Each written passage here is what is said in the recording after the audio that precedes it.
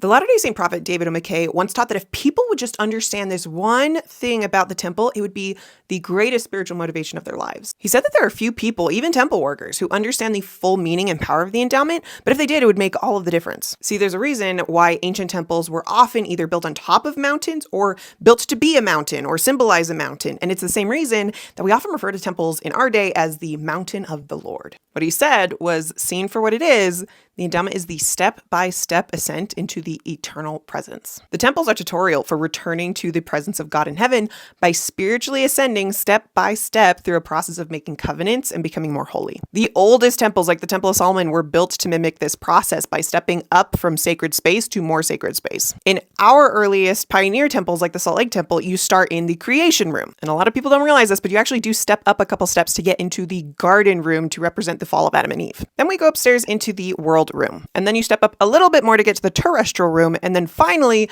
you step up to the veil to pass into the celestial room, which represents returning to the presence of God. In a lot of temples today, for efficiency's sake, we don't often ascend from room to room, but rather we stay in a single instruction room before passing through the veil into the celestial room. But we still try to represent this upwards progression symbolically using other visual elements. And this concept of a heavenly ascent into God's eternal presence to dwell with him forever and to become like him absolutely impacts my spirituality because it gives me the why behind commandments. It can be really easy to wonder, if God loves me unconditionally, why would I have to keep commandments? That sounds like I'm having to earn his love. But God does love us unconditionally. And if all he had wanted for us was to return to him to live in his spiritual basement forever and not progress, that'd be one thing. Maybe we wouldn't need to live all these commandments.